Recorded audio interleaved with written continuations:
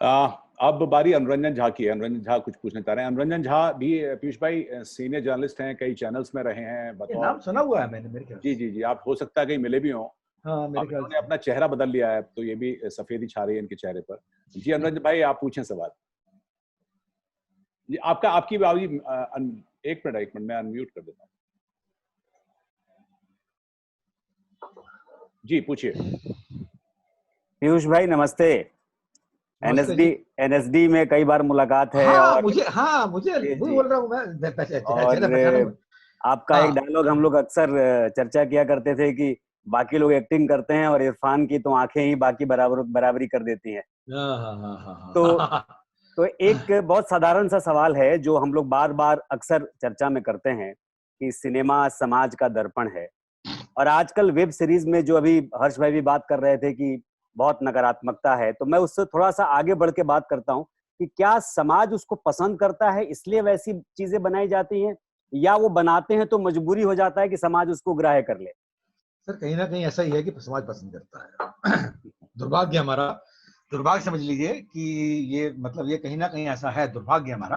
तकलीफ होती है इस बात की कि लेकिन कहीं ना कहीं ऐसा है कि समाज पसंद करता है, जनरेशन पसंद करती है उसको।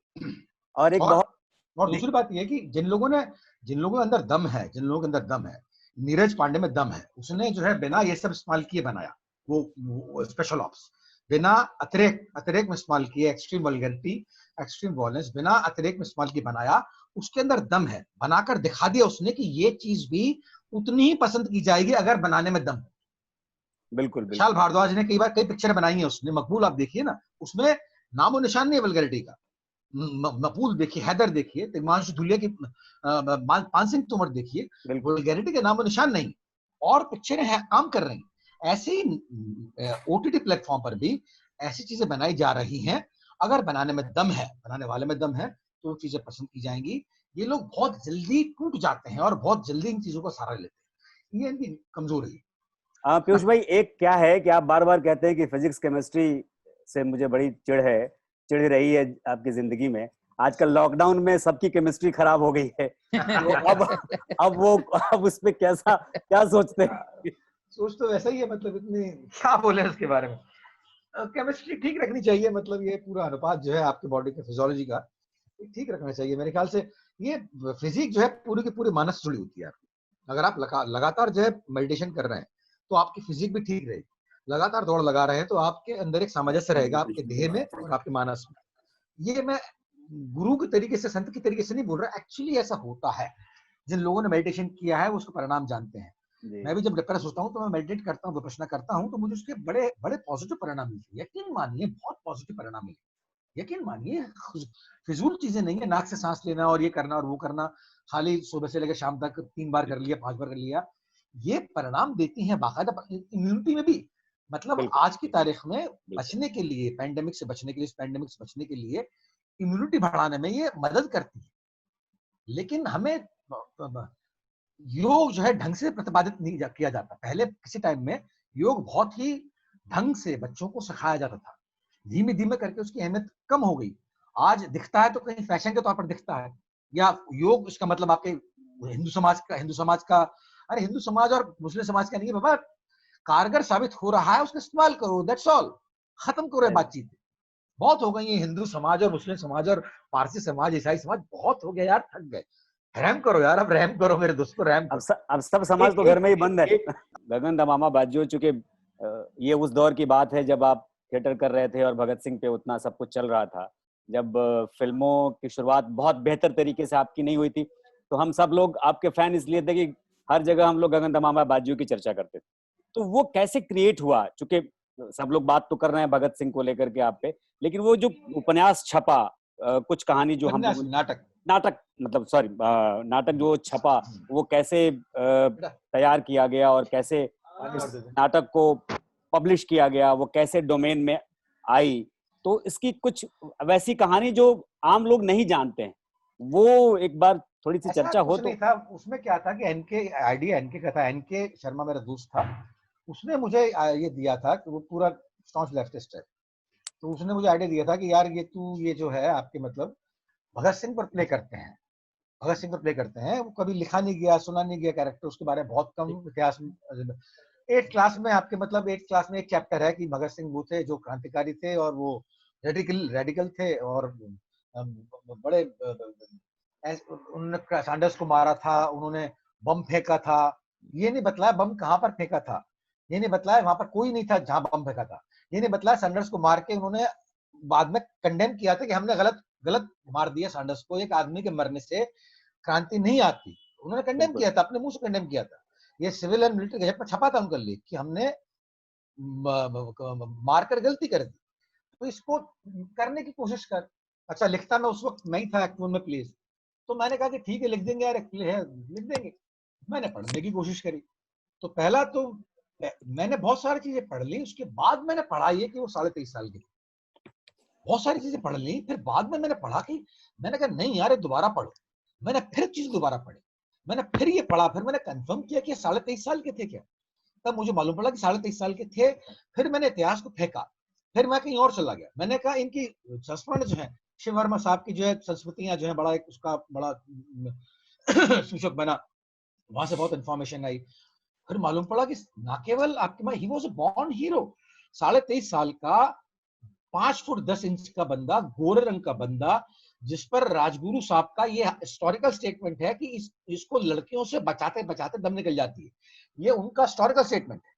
इतना intelligent, giant of the intellectual, giant of the intellectuals, अपनी मर्जी करने वाला, बेहद मधुर, बेहद सुधार, हंसी मजाक करने वाला, पोएट्री करने वाला, गाने गाने वाला, है ना। इसके बाद में जिंदगी में एक मौका नहीं आया जबकि उसके जेब में कोई किताब नहीं देखी थी, एक मौका नहीं था। लोग बोलते थे कि इसके जेब में हमेशा कुछ ना कुछ लिखा रखा रहता है। जिसकी अंग्रेजी 2024 में बहुत खराब थी, जिसने जिद में आके अपनी अंग्रेजी 2028 से क्या 1924 तक बहुत खराब थी, उसने अपनी अंग्रेजी 4 साल में इतनी मुखर कर ली कि मुझे अंग्रेजी, सब प्लान था उसके दिमाग में कि ऐसा करूंगा, मैं बम फेंकूंगा, उसके बाद में मेरा इंटरेक्शन होगा, बाहर की प्रेस से मुझे लड़ना पड़ेगा, क्रांति विचारों से आती, ये सब चीजें मैंने कहा ये सब चीजें इसने की 23.5 साल में। और भी है, कमांडर चे भी हैं रिवोल्यूशनरी, आपके मतलब फिदल कास्ट्रो भी हैं, महात्मा गांधी साहब, परम आदरणीय महात्मा गांधी साहब थे, सुभाष चंद्र बोस जी थे, पंडित नेहरू थे, ये सब कम नहीं थे। लेकिन इन सब ने एक उम्र में पहुंचने के बाद में उस मुकाम को पाया। इस व्यक्ति ने इतनी कम उम्र पा लिया और उसके बाद में मृत्यु को प्राप्त हो गया हंसते हंसते, मैं जा रहा हूं, और अपनी मृत्यु को प्लान किया कि मैं अभी मर जाऊंगा तो मृत्यु का फायदा नहीं होगा, मुझे 2 साल बाद मरना है, मुझे ये ज्वाला पूरी भड़का के जानी है। इन 2 साल जेल से आंदोलन चल रहा है, भूख हड़ताल कर दी, 114 दिन की भूख, अरे 114 दिन की भूख हड़ताल किसने सुनी है? विचारों में है किसी के, विचारों में है क्या हम कर सकते हैं? 4 दिन भूखे रह जाए, हमें स्थिति हो जाए हमारी। इस तरह का बंदा क्या हो, इसलिए बोल रहा हूं कि मेरे को अभी तक यकीन नहीं होता कि इस तरह का बंदा था, ऐसा बंदा हुआ होगा। तो वो और हंसोड़, तो मैंने कहा इनके से कि मैं यार लिख रहा हूँ, और लिखते हुए मैंने एक बात का ध्यान रखा कि मैं यंगस्टर्स के बारे में लिख रहा हूँ, यंगस्टर्स के लिए लिख रहा हूँ।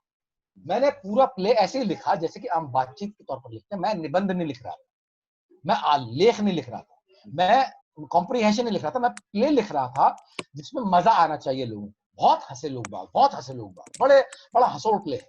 और फिर मुझे लगा कि यार अगर भगत सिंह पर गाने अगर लिखा जाए और गाने अगर उसके वक्त की नज़में नहीं डाली जाए, अगर गाने नहीं लिखे जाए तो फिजूल है। तो मैंने आई मेड अ म्यूजिकल, तो अपना म्यूजिक मैं खुद ही करता था, अपनी लिरिक्स मैंने लिखी, पुराने सरफरोशी की तमन्ना अब हमारे दिल में है, 4 लाइनें बिस्मिल साहब के लिए, उसके बाद में अपनी लाइंस ऐड करी उन वोट देने के लिए कि ये हमारा, हम आपको याद करते हैं, ऐसा करके इस तरीके से पूरा फुल प्रोजेक्ट म्यूजिकल बना, जिसको हमने 1994 में किया था, लेकिन उसको मैं ढंग से एक्सप्लोर कर पाया अभी पिछले साल जब मैं वापस थिएटर में गया, तब मैंने इसको एक्सप्लोर किया कि यार ये इसमें इतनी गुंजाइश थी, इसको पूरी तरीके से एक्सप्लोर करता है। तो मैं पूरा निगल लिया भगत सिंह को। उसके बाद फिर मैंने इनको वही जो मैंने बताया कि देखना शुरू किया, भगत सिंह से मिलना शुरू किया, बातचीत करनी शुरू करी। वो मेरा जो अपना ट्रिप है, अब मेरा अपना ट्रिप है। तो मेरे से अधिक जो है जानकारी है लोगों को भगत सिंह के बारे में, तो लोगों ने कितना लिखा है, कितना पढ़ा, कितना मतलब उनके किस्से हैं।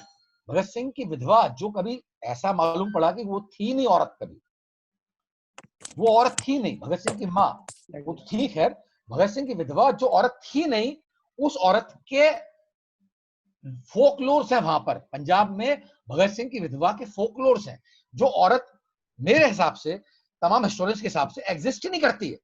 Okay. उसके किस्से हैं वहां पर, फोकलोर्स हैं, उसके बारे में बताइए कितना बड़ा, मतलब कई बार दंत कथाएं जो हैं हकीकत से बड़ी बन जाती है। ये दंत कथा जो है हकीकत से बड़ी बन गई बिल्कुल भगत बिल्कुल। सिंह की विधवा। तो ये बहुत बड़ा आदमी था, मतलब मैं तो उसको आज तक नहीं समझ पाया और अभी तक समझने की कोशिश कर रहा हूं। क्या क्या यही पैशन था जिसकी वजह से आप लौटे थे और आपने भगत सिंह पर एक प्ले लिखा जो लास्ट ईयर आया था? मतलब क्योंकि उस दौरान तो ये कहा जाता है ना कि फिल्म में जाने के बाद आमतौर पर लोग लौटते नहीं है, पर अरे उल्टा, मैं तो फिल्म में जाने के बाद में जब मैंने खूब पैसा कमा लिया, खूब तो नहीं कमाया, जितना भी कमाया मतलब मेरे परिवार के लिए काफी था, काफी था। उसके बाद में फिर मैं जो है आपकी, मैं तो रात में सो नहीं पा रहा था और मेरी बीवी अलग मेरे प्राण खा रही थी, क्या तुम हमेशा सिनेमा करोगे, ये करोगे, वो करोगे। उसने मेरा थिएटर देखा हुआ है, वो मेरे थिएटर के वक्त की साथी है, जी तो जी तभी जी हमारी शादी हुई थी जब थिएटर चल रहा था मेरा। जी। तो संस्मरण याद करती है वो तो कि यार थिएटर में वापस जाओ और वो थिएटर करो। तो मैंने किया, फिर ये लोग इतने, और ये मेरे जो तंबू करके ग्रुप जो है, जो मैनेजमेंट है, जो मेरा काम भी संभालते हैं, तो तंबू के एक्टर्स मिले, वो इतने, वो करते करते जितना मैं भगत सिंह के बारे में जानता था मुझसे अधिक जान गए वो। सर ये भी डॉक्यूमेंट्री बनी है, ये भी आलेख है, ये भी डॉक्यूमेंट्री है, ये भी वो आए थे तो यहाँ पर जब वो बम फेंकने आए थे, दो महीने की रेकी की थी उन्होंने यहाँ पर। तो एक मुल्ला जी थे जिन्होंने आपके भगत सिंह को देखा था उस वक्त, उनका जो पूरा का पूरा एक डॉक्यूमेंट्री है कि वो बतलाया करते थे कि कितना खूबसूरत जो नौजवान था। इन सब बातों से प्ले बना, इन सब, ये सब पूरे के पूरे भक्ति में सराबोर थे भगत सिंह की, तब नहीं जाकर ये प्ले बना। एवरीबडी लिव्ड एवरी लाइन, हर बंदे को हर लाइन याद थी। हम आंख मूंद कर एक बंदे को बोलो कि तुम भगत सिंह का पाठ कर सकते हो, तो हर बंदा कर सकता है, भले वो राजगुरु कर रहा हो, भले वो छोटा रोल कर रहा हो, बड़ा रोल कर रहा हो, सुखदेव कर रहा हो, भगत सिंह कर रहा हो, किशन सिंह कर रहा हो, आजाद कर रहा हो, हर बंदा इस प्ले का पूरा पूरा पाठ कर सकता है। इतने ये जो लेस थे इस प्ले से। ओके। पीयूष भाई, आज डीवी पलुस्कर की जयंती है, अरे अरे बहुत बड़ा आदमी। तो हाँ, तो एक आलाप तो जरूर बनता है उनकी याद अरे में। मैं मेरी औकात नहीं है सर, दिगंबर, डीवी पलुस्कर, इनके सामने खड़े होने की भी औकात नहीं है मेरी। बहुत बड़े आदमी, बहुत बड़े आदमी।